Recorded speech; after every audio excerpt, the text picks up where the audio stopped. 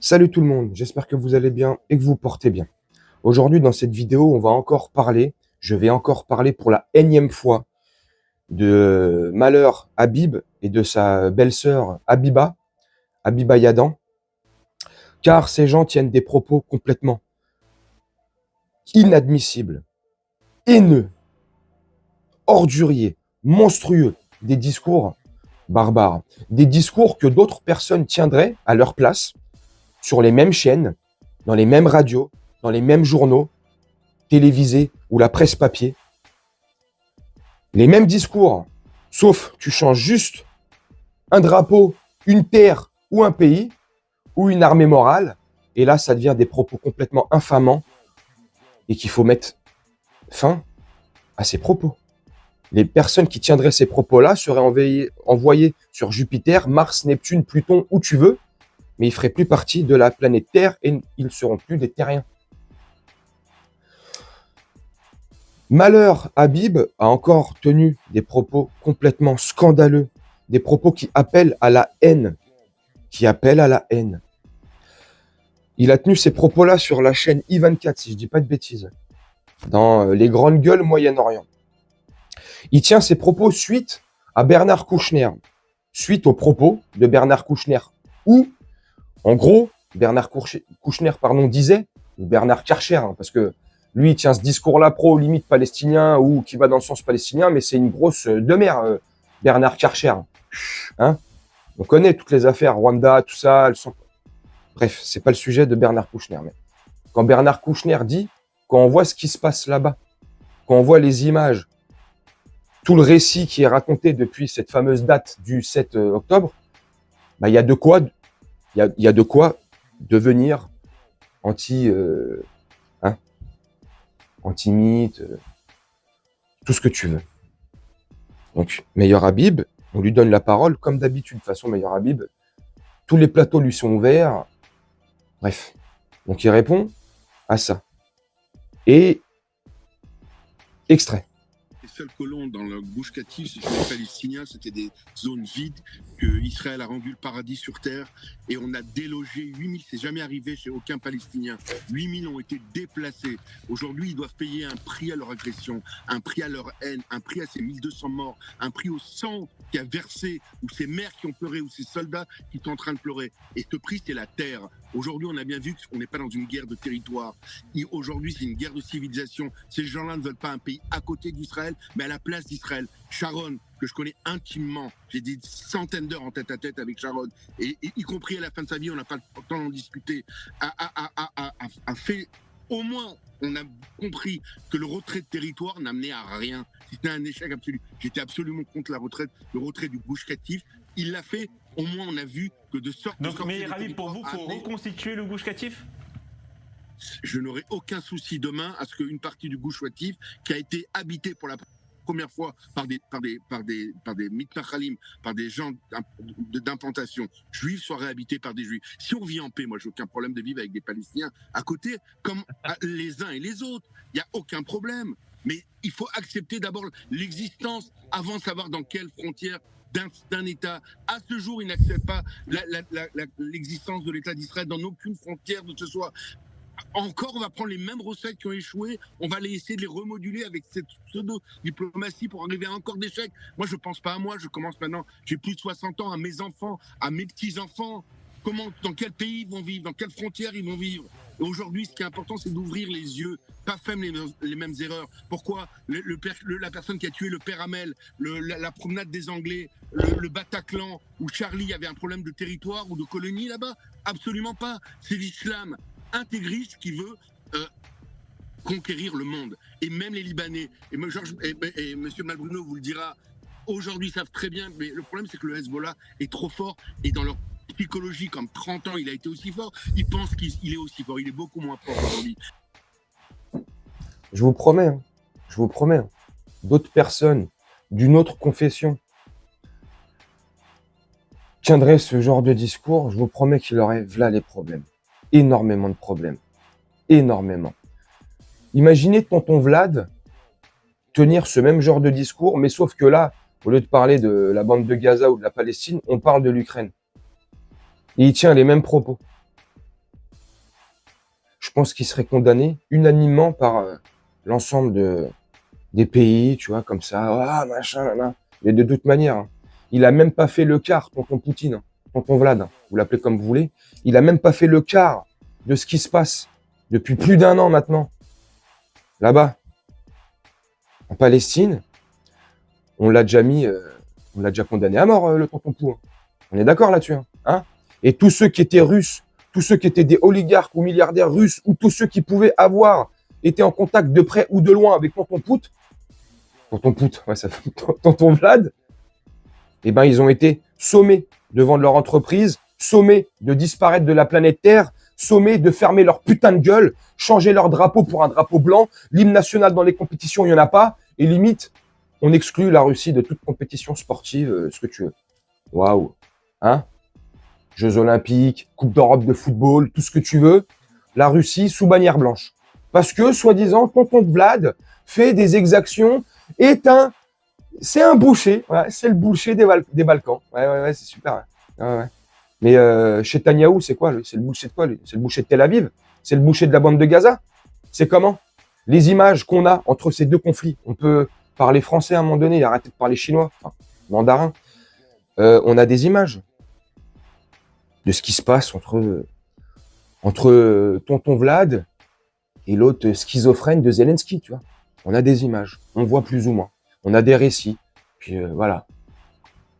On a des images sur l'autre conflit là-bas qui se passe aussi, hein, entre le boucher de Tel Aviv et les Palestiniens, la bande de Gaza, tout ce que tu veux. On constate, bordel de merde. On le constate, non? Bref. Tonton Vlad, lui, on lui casse les couilles.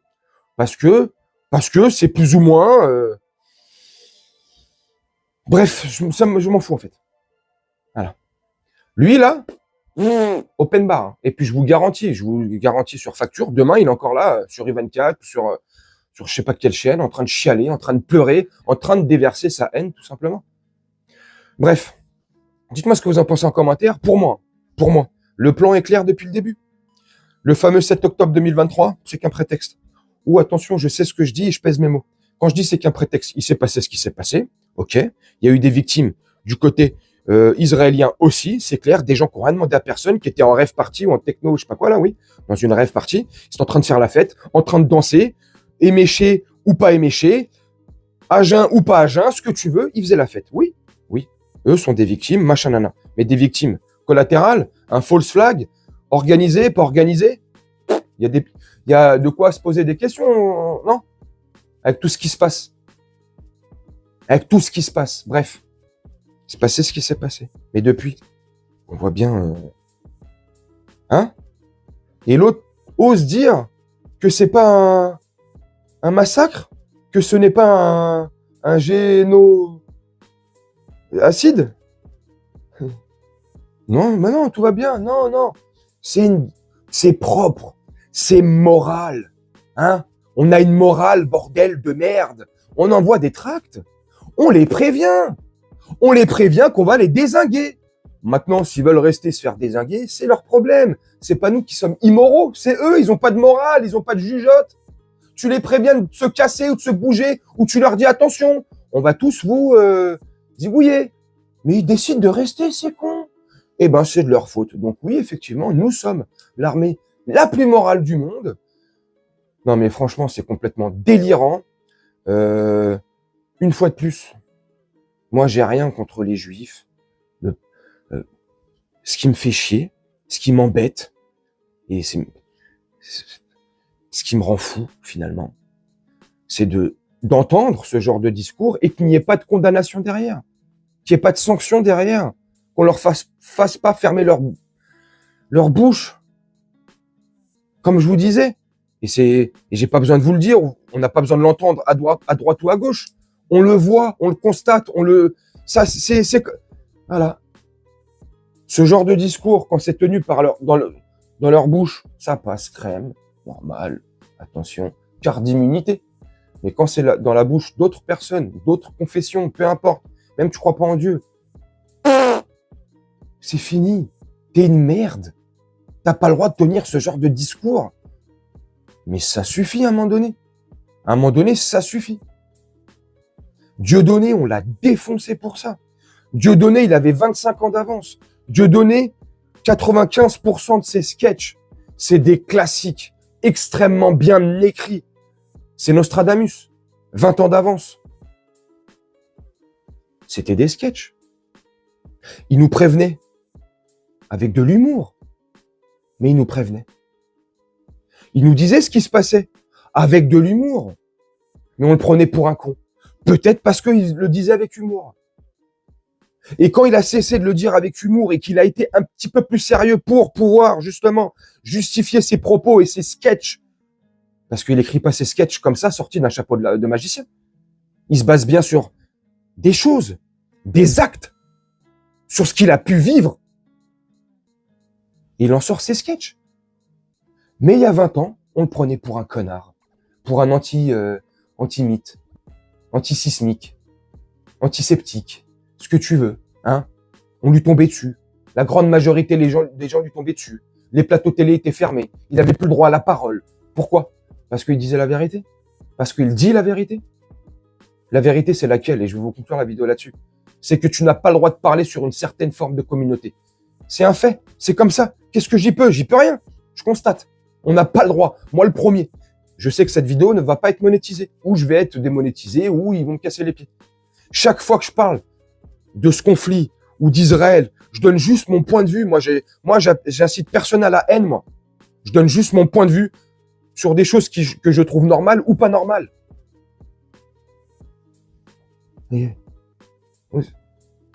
eux, ils ont le... Bref, je sais pas ce que vous en pensez en commentaire. C'est affolant. C'est affolant. Mais le but était clair dès le début. Dès le début. Tout le reste, tout ce qui peut se passer depuis le fameux 7 octobre ou avant le 7 octobre et après le 7 octobre, tous les scénarios, tout ce qu'on peut nous raconter, tout ce qu'ils peuvent dire, tout ça, c'est qu'un prétexte. Tout ça, c'est que des fausses excuses. Leur but, c'est de s'implanter littéralement et intégralement sur la bande de Gaza. Et c'est ce qu'ils sont en train de faire. Et le Premier ministre, ou je sais pas quoi, hier, Ben Gvir, je sais pas quoi, là, hier, il a tenu un discours devant une foule acquis à sa cause, tu vois, assoiffé de sang, où il leur disait, voilà, maintenant, la bande de Gaza, c'est chez nous, on va s'installer tranquillement. Tranquillement. On va tout reconstruire, et maintenant, c'est à nous, yallah. Et les Palestiniens, les Arabes, ils sont pas contents, ils ont qu'à dégager en Égypte, en Cisjordanie, au Liban, à qui c'est qui voudront les accueillir. Mais, je sais pas si on se rend compte, en fait. Imaginez tonton Vlad, tonton Poutine, il arriverait comme ça, il serait, je sais pas, à Kursk ou j'en sais rien, en Ukraine, tu vois, et puis il tiendrait ce genre de discours. Bon les gars, ça y est maintenant, hein, mes compatriotes russes, maintenant vous pouvez venir, on va reconstruire tout ce qu'on a pété là, et maintenant c'est à nous. Et les Ukrainiens, oh bah je m'en bats les couilles, ils ont qu'à aller vivre en ex-Yougoslavie, en Croatie, en Bosnie, ils ont qu'à aller en Pologne, en Roumanie, ils ont qu'à aller en France. En France, on les a beaucoup accueillis, ouais, mais ils restent plus chez eux, on s'en bat les couilles. Ça serait un tollé international si tonton Vlad tiendrait ce genre de discours. Tout le monde voudrait sa mort et voudrait qu'on arrête tonton Vlad parce qu'il est sanguinaire, il est complètement malade et starbé ce mec. Et ça pourrait s'entendre. Ok. Mais eux, quand ils tiennent ce genre de discours, ça passe pépère. Chetanyahou, Malheur Habib, Ben Gvir, Zvir, Bir, ce que tu veux. Eux, ça passe crème. Parce que c'est à eux, quoi, en fait. Hein. Tout est à eux. Comme il disait Dieudonné, hein, c'est leur terre promise. Ils ont signé un... Tu vois, le sol, c'est à eux, tu vois. Acte de propriété. Putain de merde. C'est chaud. Bref, c'est que mon point de vue. Hein. Dans le meilleur des mondes, ça aurait été que tout le monde vive en harmonie, en paix, voilà, en voisin. Mais ça, c'est pas possible parce que à la tête de ces États et à la tête de tout ça, c'est des gens sanguinaires, complètement barbares et de la condition humaine, ils en ont strictement rien à foutre. Donc, ils font leur plan qu'ils ont depuis des décennies dans la tête et ils vont aller jusqu'au bout. Bref, j'ai été un peu long, oui, effectivement.